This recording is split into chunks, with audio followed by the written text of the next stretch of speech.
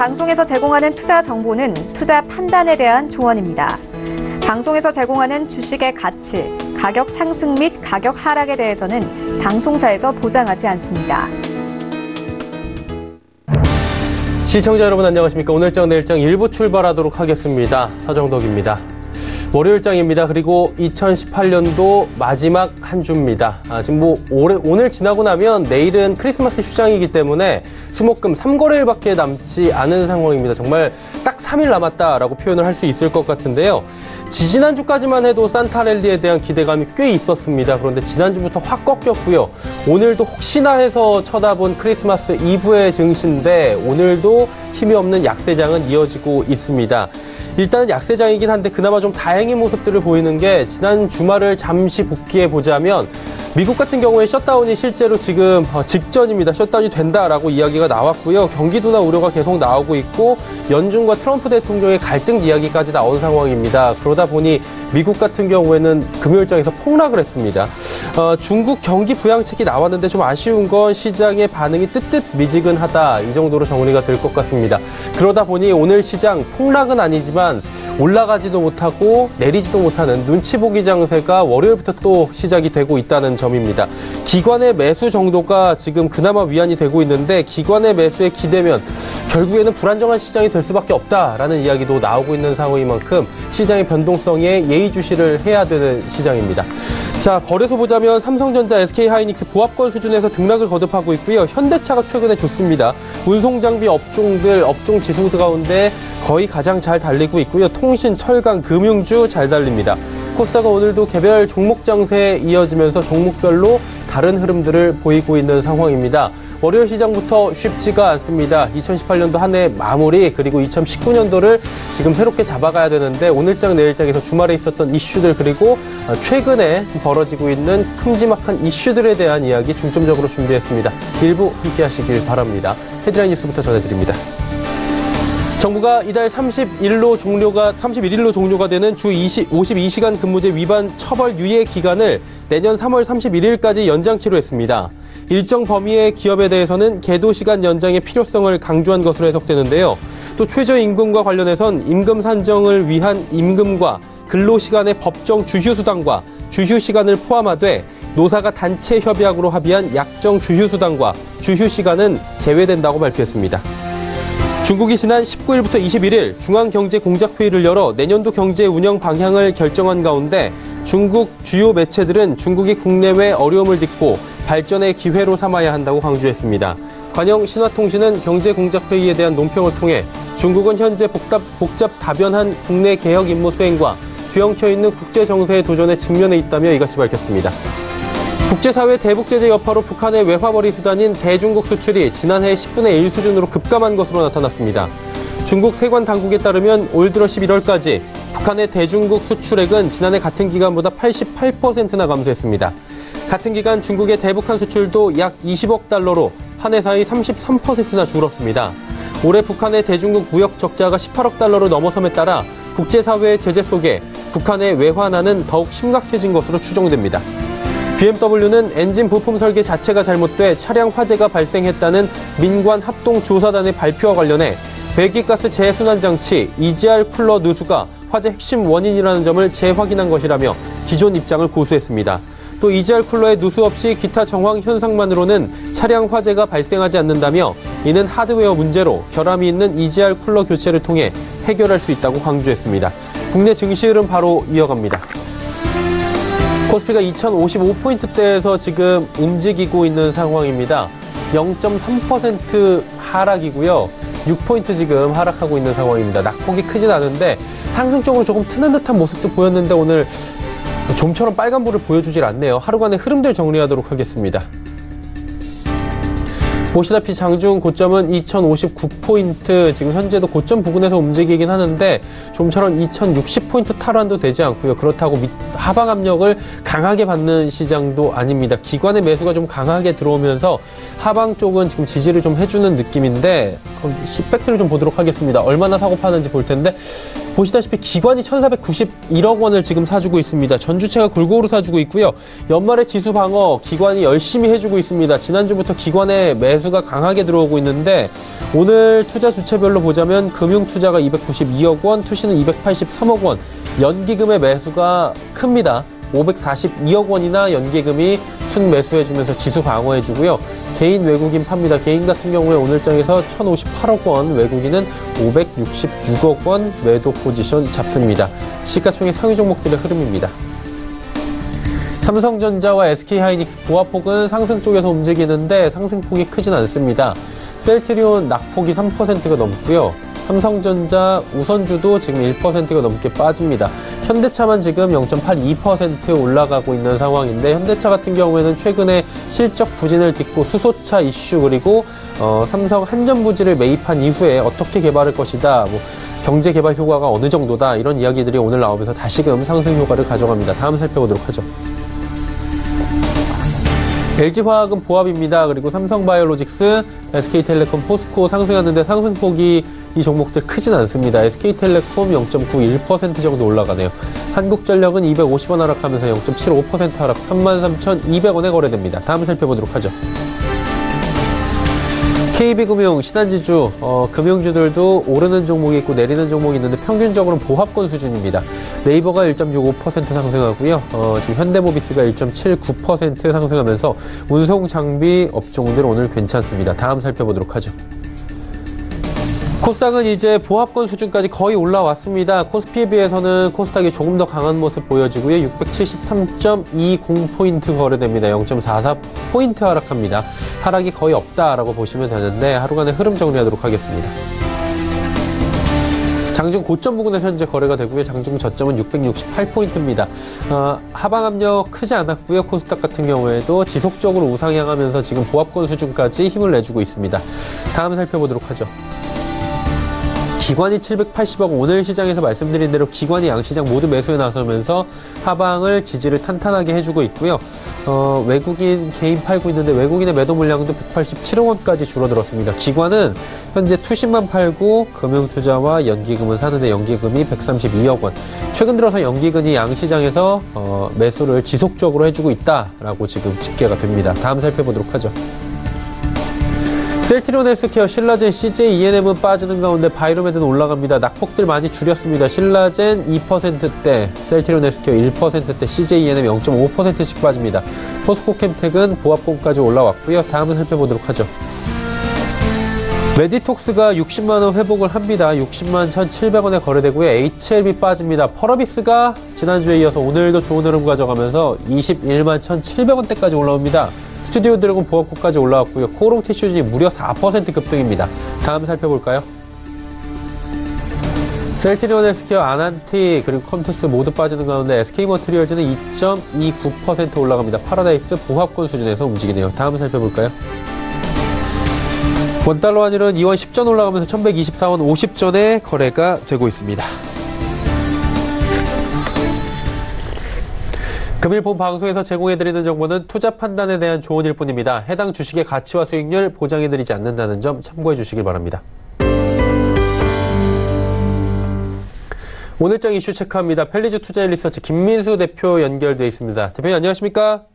네, 안녕하십니까? 대표님 왠지 방송에서 메리 크리스마스부터 하실 것 같아서 저도 메리 크리스마스 하면서 출발하겠습니다. 예, 좋은 성탄 되시고요. 네. 이번 주 주요 일정 월요일인데 한번 알아볼까요?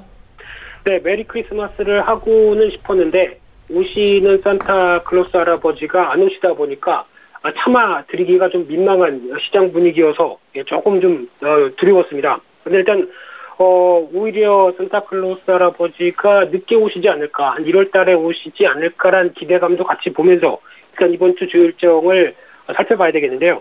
먼저 이번 주 월, 화요일은 거의 어떤 크리스마스 성탄절 분위기 때문에 시장 분위기가 거의 정체가 될 걸로 보여지고 있고요. 이 수요일날 26일 수요일날 같은 경우는 남북철도도로 연결 착공식이 있습니다.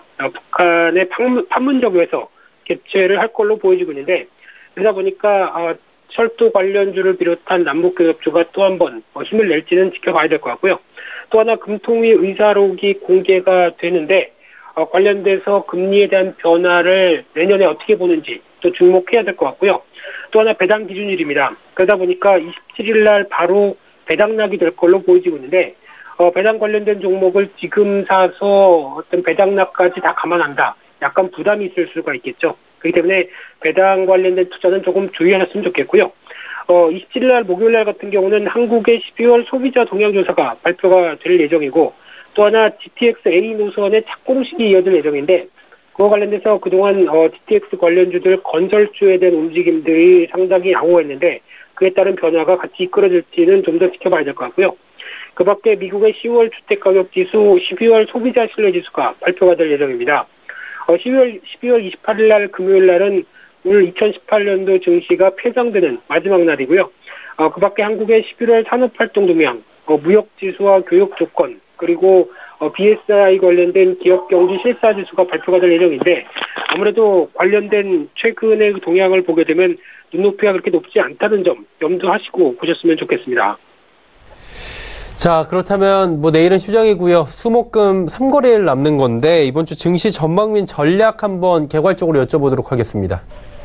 네, 무엇보다 거래일수가 짧습니다. 그러다 보니까 상대적으로 변동성은 커질 수도 있다는 건 염두를 하시는데 그렇다고 해서 어떤 시장에 큰 어떤 기대를 갖기는 아직은 좀 힘들다고 봐야 될 것 같고요. 그 밖에 이제 미국의 셧다운 사태와 관련돼서 여러 가지 분석도 있겠지만은 일단 2013년도나 또 최근에는 올해 1월달, 2월달에도 있었죠. 그런데 국내 증시와 시장 전반적인 흐름은 제한적이었다. 특히 정치적인 리스크였다라는 정도로만 시장이 해석할 수 있는데 상대적으로 미국 시장의 분위기가 더 중요하지 않을까 싶은데 가뜩이나 투자 심리가 안 좋은데 쏟아지는 매물의 핑계도 같이 이어진다는 쪽으로 보게 되면 일단 주의는 필요하겠죠. 하지만 무엇보다 지난 흐름을 봤을 때 장기화되느냐 여부가 가장 큰 관건인데 무엇보다 시장에서 얘기하는 게 셧다운 리스크가 아니라 트럼프 리스크다라는 쪽으로 얘기할 정도로 어떤 정책적인 리스크에 대한 부담은 계속 남아있을 수밖에 없다고 봐야 될 것 같고요. 또 하나 두 번째로 이제 무역정책국장인 나바로 정책국장이 밝혔듯이 중국과의 무역 합의 90일 내는 어려울 것이다라고 일본 신문과의 인터뷰에서 밝혔는데 그와 관련된 여러 가지 흐름들도 아직 순항은 아니다라는 쪽으로 보여지고 있고요. 게다가 일단 1월 효과 관련된 얘기들도 상당히 많이 나올 부분들인데 어떤 펀더멘탈에 대한 기대감도 낮고 거기다가 기업 실적은 계속 하향 기조고 특히 가장 중요한 부분들이 외국인들이 조금이라도 매수세를 맞춰주면서 기반을 마련해야 국내 증시가 움직이는 경향을 봤을 때 과연 이런 부분들이 계속 이어질지는 조금 더 지켜봐야 되겠다라고 봐야 될 것 같고요. 장기적으로 섹터별로 선전할 가능성이 높다고 봐야 될 것 같습니다.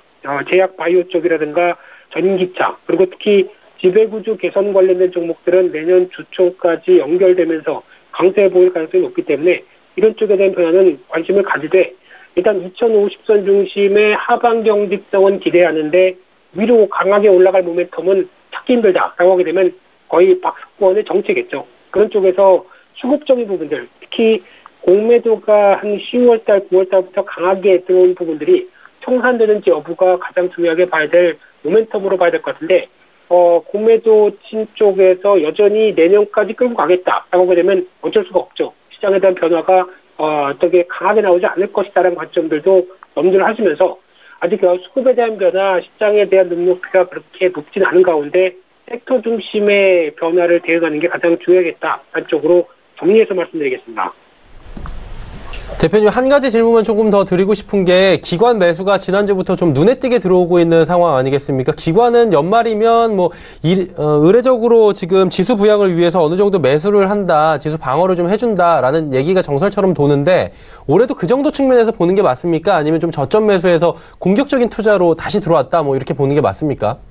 그냥 딱 그 정도 같습니다. 보통 저희가 기관이 연말이나 분기말 쪽에 매수세가 들어오게 되면 보통 좀 어렵게 표현하는 말로 윈도우 드레싱 얘기를 많이 하는데 어떤 시장 분위기와 같이 연결되는 경우가 많고요. 근데 일단 지금 상황 쪽에서 기관의 매수세가 선점에서 들어와서 시장을 끌기보다는 최근에 기관 매수 동향을 살펴보게 되면은 경기 민감주 중심으로 지수를 끌어가겠다는 의도가 강하지 않습니다. 상대적으로 경기 방어주나 배당주 정도의 살짝 어떤 시장의 틈새를 이용하는 전략을 보여줬다라고 하게 되면 일단 너무 지수와 관련돼서 기관의 역할을 크게 기대하기는 아직은 힘들다라고 봐야 될 것 같고요.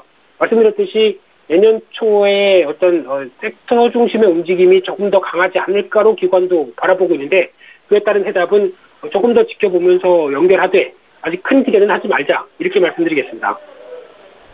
네, 매수가 들어오는 건 맞지만 지금 큰 기대할 시기는 아닌 것 같다라고 말씀을 해 주셨습니다. 오늘 말씀은 여기까지 듣겠습니다. 고맙습니다. 펠리지 투자 리서치 김민수 대표와 함께 했고요. 이슈 칼럼 이어집니다.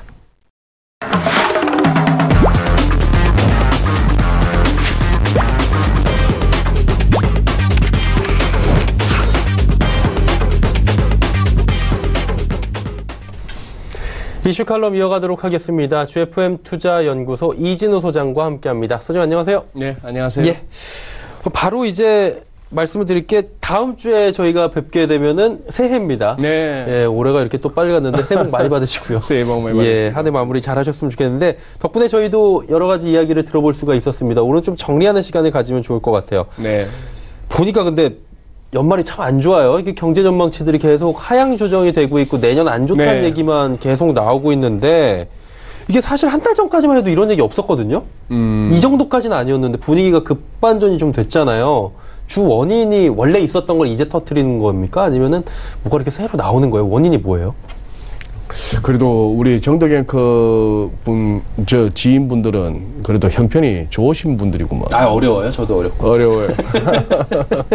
저는 여름 지나면서부터 이렇게 친구들이 됐건 지인들과의 모임에 가면은 그런 얘기들 많이 들었습니다. 아, 힘들다. 실물 경기 안 좋죠. 내년은 더 힘들어질 것 같은데 이런 얘기들 다 하고 우리 시청자 여러분, 투자 여러분들은 특히나 증시 상황이 10월 이후에 더더욱이나 나빠졌으니까 예. 체감하시기는 더 안 좋겠죠.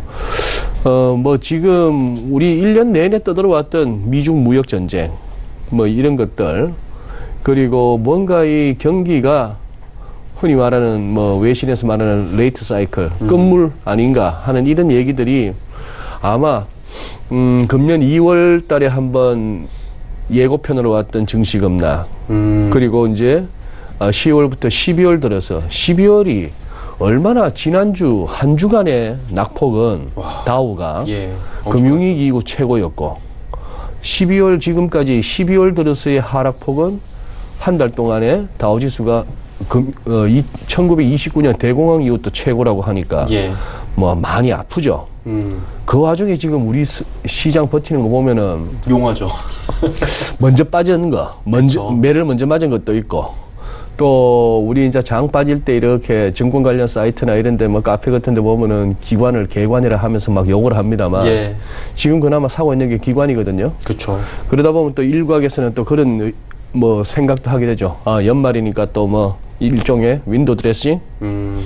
그래서 이제 새해 들어서의 첫 방향성이 굉장히 중요한데 지금 말씀하신 대로 경제 성장률 전망치는 이렇게 이 표를 보시면 확연하게 드러나오죠. 많은 기관 가운데 OECD 연합뉴스에서 이렇게 나와 있어서 표를 가져와 봤습니다.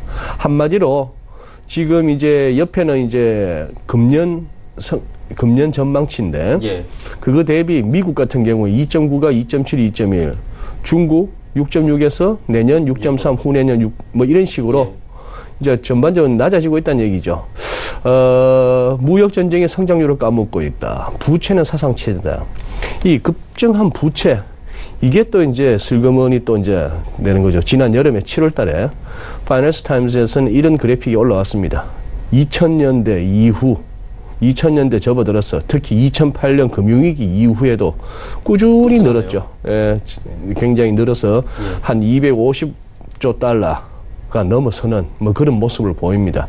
그 중에서도 제일 위에는 이제 금융기관들, 정부, 아래쪽은 non-financial corporation이니까 비금융기관 기업들, 그리고 이쪽은 가계, 이런 식인데, 이쪽에 제조업 쪽, 내지는 어쨌거나 은행권이 아닌 쪽에서의 빚이 국가 부채와 함께 늘어나고 있는 그런 모습들이죠. 그런 상황으로 해서 내년에 성장률 전망치가 안 좋아질 거는 분명한 것 같고, 특히 또 최근 들어서 금년 하반기에 관세를 앞두고 또 미리 막 땡겨놓은 게 많이 보였죠. 오죽하면 지금 미국에 재고가 이렇게 많이 쌓인 적은 근래 보기 드물 정도다 이런 소리가 나오니까 그런 것 같습니다. 참 전반적으로 이제 뭐 여러 가지 자료를 통해서 저희가 눈으로 체감을 할 수 있는 것 같은데 이게 좀 협상 같은 것들이 정치적으로 좀 이런 것들이 잘 되면 그나마 조금씩 이제 마중물이 돼주기도 하는데 참 안 도와줘요. 미국 시장 같은 경우에는 지금 트럼프 대통령 뭐 장벽 쌓아야 된다라고 이야기하고 있고요. 그러다 보니까 이것 때문에 결국에 셧다운이 지금 소식이 전해졌는데 이게 셧다운이 처음은 아니잖아요. 트럼프 처음은 행정부에서도 그렇고 조금 더 자세히 이야기를 나눠볼까요? 셧다운에 대해서? 네. 뭐 클린턴 우리가 기억하기로도 클린턴 행정부 때도 한번 있었고 오바마 대통령 때도 무슨 오바마 케어 관련한 예산 가지고 티격태격 하다가 했는데 보통 이렇게 뭐 한 몇 주 가다가 결국 합의를 이루곤 했죠. 근데 사실 12월 11일 날 이 보도 났을 때 말이죠. 트럼프 대통령이 민주당의 척 슈머 상원 원내대표, 이쪽은 낸시 펠로시 하원 원내대표, 여기는 결국 뭐 조만간에 하원 의장이 되겠습니다만 이렇게 불러다 놓고 이 사진 척 슈머 보세요. 안 듣잖아요. 셧다운. 트럼프 대통령은 계속 내가 뭐 아니지만 셧다운 하겠다. 그 셧다운은 왜 57억 불, 한 60억 불로 우리가 이제 보도되고 있는 이게 있어야 멕시코 장벽 쌓는다. 그런 얘기고 민주당은 한 16억 달러 아니면 기존에 13억 달러만 하겠다 이런 얘기인데 지금 현재는 아직 중간 선거로 뽑혔던 의원들은 내년에 해가 바뀌어야 그거 하니까 지금 현재 상원에 60표가 통과가 안 됩니다. 공화당이 51석밖에 안 되니까. 그래서 지금 이렇게 빨간색으로 되어 있는 이런 부서들이 국토안보부라든지 재무부, 상무부, 내무부 할 것 없이 국무부까지 여기가 이제 안 되면 셧다운 이미 돌입했죠. 지난 토요일부터. 의회에서는 그래도 2월 8일까지 뭐 쪽대본 갖고 드라마 찍듯이 계속 그렇게 해왔는데 2월 8일까지 예산안 도출했는데도 불구하고 트럼프 대통령이 기어이 틀어버렸습니다. 뭐 그런 식으로 해서 근데 이게 지금 크리스마스를 넘기면서까지 좀 장기화될 각오가 있고 우리 뭐 트럼프 대통령이 이제 대충 감 잡았잖아요. 이 성질. 오죽하면 이 템퍼 텐트럼입니까? 테이프 텐트럼이 아닌 이 성질 부리고 짜증내고 하는 거 이런 거 이런 식이고 어쨌거나 예전에도 한번 제가 서울경제에서 이 사진을 한번 보여드렸던 기억이 나는데 내년에는 이 스피나 캐논입니다. 스피나 소환 각 하원의 상임위원회에서 막 나올 거예요. 당신 세금 제대로 냈나?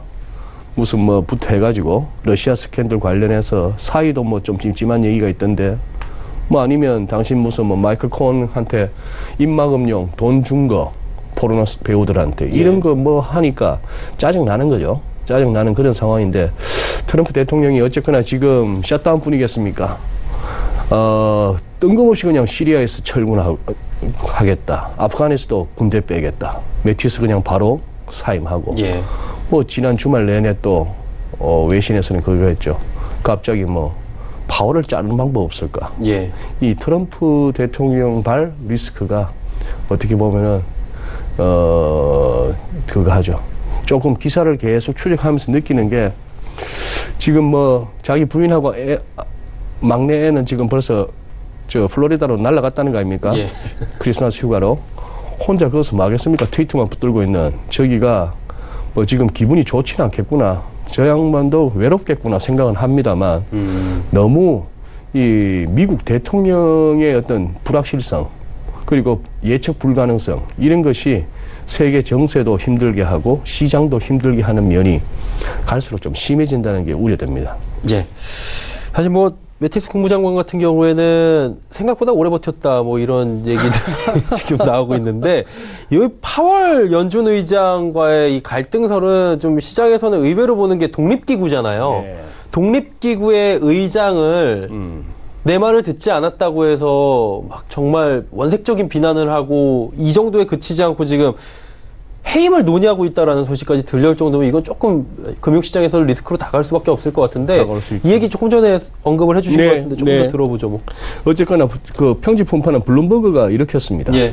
한 4명 정도 익명의 소식통을 인용하면서 FOMC 이후에 트럼프 대통령이 굉장히 격노했다. 그러면서 참모들한테 파월 의장 갖다가 파이어. 이 참 옛날에 그 어프렌티스 그 방송 찍을 때부터 you are fired, you are fired. 여전히 트럼프 대통령은 회장님이에요. 머슴들이 자기 말 잘 안 들으면 그냥 너는 fire 하면 되는 건데 이게 대통령이 되다 보니까 그게 잘 안 되는 거죠. 근데 미국은 노동법이 없나요? 그냥 우리나라는 해고 유예 기간이 있는데. 네. 그래 이제 법상으로 애매하답니다. 저기 뭐 분명한 이유가 있어야 되는 거예요. 그렇죠. 근데 단지 정책적으로 맞지 않는다고 해서 대통령이 뭐 연준 의장 갖다가 해고한다? 뭐 이 말이 안 되는 거죠. 그래서 지금 저 문우신 장관이 지금 이제 수습에 나섰던 거죠. 뭐 트위터를 통해서 날리고 하면서 했던 얘기가 결국은 뭐 내치지 않는다 그런 얘기고 트위터 내용 중에 그게 재밌죠. 트럼프 대통령이 뭐 파월의 해고를 갖다가 제안한 적도 없고 또 내한테 그런 권한이 있다고 믿지도 않는다. 뭐 이런 식으로 좀 말을 썼는데 그게 그냥 알았겠습니까? 참모들이 한 2, 3일 동안 고생했겠죠. 대통령님, 그게 지금 막 그런다고 해서 그게 되는 것도 아닙니다. 할 수 있는 방안이 없습니다. 명분이 없습니다. 했고 월가의 반응 또한 마찬가지입니다. 해도 너무하는데 대통령. 만약 그런 식으로 되면 문우신이든 뭐 커들로든 피터 나바로든 붙어 있겠어. 이런 생각도 하는 거고 예. 시장은 좀 더 그거 하지 않겠느냐 하는 얘기고.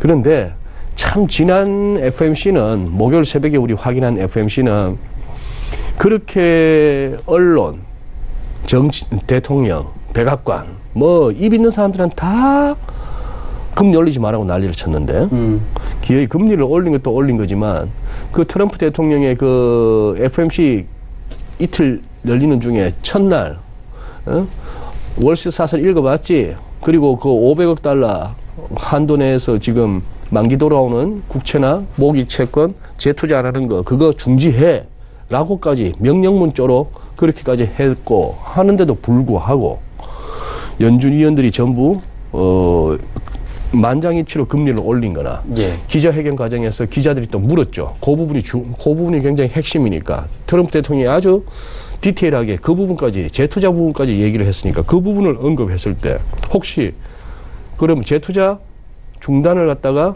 다시 그 부분을 좀 수정을 가해서 또 재투자를 한다면 그만큼 시장에 유동성이 공급되는 거 아니겠습니까? 그럴 가능성은 없느냐 했을 때 매번 데이터 디펜던트 지표에 달려있던 파월 의장이 아니 그건 오토파일럿이야. 그냥 자동 항법 장치로 가는 거야. 라고 작심한 듯이 얘기하는 그것이 상당히 인상적이었습니다. 시장도 그때 부러졌고요. 이건 대드는 모습이거든요. 그렇죠. 트럼프 대통령이 그동안에 어떻게든지 이제 뭐 편법은 아니지만 유동성을 공급을 해라. 그래야지 시장이 가고 그래야 나도 산다는 거 아니에요. 주식시장에 가야. 그래서 연준은 파월 의장뿐만이 아니고 연준 구성원들이 이번에 그랬던 것 같아요. 이 너무 심하다. 간섭이. 예. 입 달린 사람은 다 뭐 한마디씩 하는데 거기다가 케빈 워시 같은 사람도 그날 트럼프 대통령 트위트 날리고 했던 날 월스선 사설 읽어보라 했던 날 그날 칼럼 쓰고 했죠. 케빈 워시는 저기 파월이 혹시나 물러나면 여전히 다음 연준 의장으로도 가능성이 있는 사람인데 그런 사람이 지금은 금리 올릴 때 아니에요. 케빈 워시는 그래도 굉장히 긴축론자로 알려져 있는 인물인데 예. 그런 식으로까지 나왔으니까 연준 입장에서 한마디로 빈정상한 겁니다. 잘하면 우리가 이번 12월 하도 뭐 시장도 안 좋고 해서 12월에 금리 한번 쉬고 갈까 싶은 생각도 하고 있었는데 주변에 사서 그러니까 에라이 한 거죠. 근데 역설적이게도 그래 놓으니까 시장은 그래 12월에 그 와중에도 올렸으니 내년 가서는 잘못하면 뭐 점도표 2번이라 하지만 2번도 못 올릴 수도 있겠구나라고 또 프라이싱하는 묘하게 굴러가고 있습니다. 그 점도표 말씀해 주셨으니까 바로 조금만 더 여쭤보는 게 원래 3회였잖아요. 내년에. 근데 2회로 지금 줄였잖아요. 점도표를. 네. 이게 시장에서 볼 때는 결국 시장이 안 좋으니까 2번밖에 못 올려로 이제 받아들이기 시작했잖아요. 네. 그리고 말씀해 주신 대로 2번도 못 올리는 거 아니야라고 보는 분들도 계신데 이게 어떻게 해석을 하는 게 맞습니까, 이건? 그러니까요. 이번에 이제 점도표 한번 보시죠. 예. 연준의 점도표보다도 그냥 블룸버그에서 화면에서 캡처해 왔습니다. 지금 2018년 말 여기죠. 예. 2.25에서 2.54입니다. 이쪽으로 여기까지 올렸죠. 예. 여기까지 올렸고 이번에도 올리지 말자고 했던 사람이 한 2명은 있다는 얘기죠. 자, 그런데 이제 여기서 결국 그러니 아까 만장일치라는 얘기는 투표권 있는 사람들 중에는 다 만장일치였단 말입니다. 그런데 내년은 어쨌거나 점 분포는 이렇게 돼 있는데 여기서 소위 말하는 중간값을 우리가 보고 있는 거 아니에요? 이게 이제 2칸 올라가는 거죠. 예. 그래서 내년에 2번 아니겠느냐. 자, 이게 9월달 FOMC에서는 뭐였죠? 한 칸, 두 칸, 세 칸에 여기가 몰려 있었죠. 예. 가운데가. 그런 상황이었고 후내년 한 번 더 이런 상황이었는데 이게 지금 이렇게 내년에 2번 그리고 그다음에 2020년 가서 한 번 정도 그러고는 끝. 뭐 이런 식의 이제 얘기 나온 겁니다. 자, 그런 식으로 나왔으니까 여기서 이제 어느 정도 이것만 보자면은 점도표조차도 이렇게 한 칸 내려가지 않았다면은 그야말로 어마무시한 호기시죠. 그런데 일단 저렇게 해서 시장 그거는 했습니다만 기자회견이라든지 성명서 같은 데에서 보면은 연준은 이번에 조금 자기들이 문구 하나 말 한마디에 따라서 시장이 어떻게 반응하는지를 너무나 잘 아는 연준으로서는 좀 시장이 닫혀도 좋다. 그렇지만 통화정책 가지고 그리고 연준의 통화정책 정상화 의지도 상당히 생각이성으로 강하다 하는 것도 뭐 확인됐고 그런 상황입니다. 한마디로 우린 독립기구다. 우리에게 자꾸 이렇게 이곳저곳에서 지방방송 켰는데 모두 다 꺼라 이렇게 네. 받아들여지는 것 같습니다. 이제 뭐 3일 오늘 빼면은 3거래일밖에 안 남았고요. 다음 주면 당장 새해가 또 밝아올 텐데 네. 전체를 점쳐보는 게 참 어려울 것 같고요. 연초를 좀 주목을 해서 네. 연초에 좀 저희가 시장에서 볼 만한 큰 이슈들이나 이벤트들이 있다면 좀 짚어주시겠습니까? 네. 하도 이제 이렇게 되니까 서너 시간 전만 하더라도 CNBC에 이런 게 올라왔습니다. 예. 곰이 한 마리 뜨더라고요. 제목이 그거죠. Just call it what it is. 그냥 있는 대로 그대로 부르자. 베어마켓 맞다. 이런 얘기입니다. 네. 자, 그런 얘기고, 뭐, 한 6개월 정도 더 조정이 길어질 수도 있다라고 이제 BOA가, 뱅크 오브 아메리카에서 그렇게 이제 주장을 한다는 얘기죠. 나스닥이 제일 먼저 20%대를 넘었습니다. 낙폭이. 예. 지금 이제 다우나 S&P 같은 경우 9%대니까 아직까지 10% 약간 조정 차인데 이제 20% 넘으면 우리가 흔히 약세장이라고 얘기하죠. 네. 핵심은 지금 이 가격 자체가 20개월 이평선을 크게 물고 내려왔는데요. 예를 들어서 2000년 닷컴버블 무너질 때처럼 그리고 금융위기 때처럼 이 20개월 이평선을 물고 내려와서 이렇게 대세 하락이라고 불릴 장으로 간다면은 내년은 힘들겠죠. 아니면 2015년 여름이나 2016년 2월처럼 살짝 물고는 내려갔으나 금방 회복되는 한두 달 만에 그렇게 된다면 희망이 있겠습니다만 예. 이번에는 조금 이렇게 짝대기가 크다는 거 하고 이때 이렇게 해서 지금 MACD 오실레이트가 월봉에서 이렇게 월간 차트에서 마이너스로 접어든다는 거 예. 매우 좀 불길합니다. 불길한 상황이고 우리 한국은 어쨌거나 지금은 잘 버티는데 이게 소위 말하는 연말 효과인지는 1월 달에 그러면 제뉴얼 이펙트가 온다 하더라도 우리가 기대할 수 있는 반등폭은 사실 여기까지입니다. 여기까지 한 2250라운드 뭐 그런 정도로 지금 보여지고요. 예. 또 하나 제발 아마추어 냄새 안 풍겼으면 좋겠어요. 지금 이 내용은 미국 재무부가 이렇게 올리고 트위터로 알려졌다는 얘기인데 우리 장관님께서 CEO들 월가의 대형 IB들 CEO들하고 일일이 다 통화했다.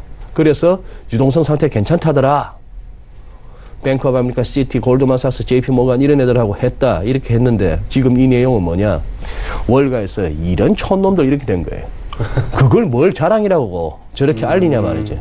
지금 얼마나 상황이 가면 재무부 장관이 쟤들한테 일일이 전화까지 하느냐 해가지고 욕을 먹고 있는 그런 상황입니다. 저도 월가 출신인데 제가 처음부터 말씀드렸잖아요. 약체라고. 문우신. 그냥 저 아바타나 만들면 딱이에요. 아바타는 성공했지만 미국 재무부 장관 저래 무슨 뭐 비서실장 존 켈리에 비해서 이번에 뭐 그 친구 누굽니까? 멀베인이 예산국장 하던 친구 뜬금없이 니 할래 할게 아무도 안 하겠으니까 니 해라니까 덜컥 앉았지. 뭐 거기다가 메티스 후임 2020년에 잘하면 메티스 후보를 볼 수도 있겠습니다. 구글에 한번 들어가 보세요. 제임스 메티스 2020 많이 보입니다. 뭐가 얘기가 나오고 있나 봐요. 예. 제가 미국 사람이라도 그런 생각할 것 같은데요. 저 사람 대통령 하는 거 보면 난들 왜 못하겠냐. 알겠습니다. 2018년도 또 이진우 소장과 함께 시장이 굵직한 이야기들 많이 해봤고요. 특히나 뭐 쓴소리를 많이 해주셨는데 새해에는 뭐 쓴소리도 해주시겠지만 좋은 얘기들도 많이 해주실 수 있는 그런 시간이 되면 어떨까라는 생각도 한번 해봅니다. 이진우 소장과 함께했습니다. 고맙습니다. 예, 감사합니다.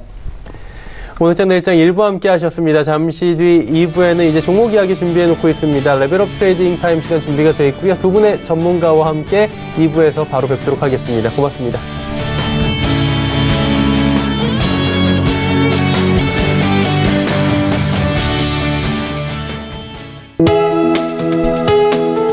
본 방송에서 제공하는 투자 정보는 투자 판단에 대한 조언입니다. 방송에서 제공하는 주식의 가치, 가격 상승 및 가격 하락에 대해서는 방송사에서 보장하지 않습니다.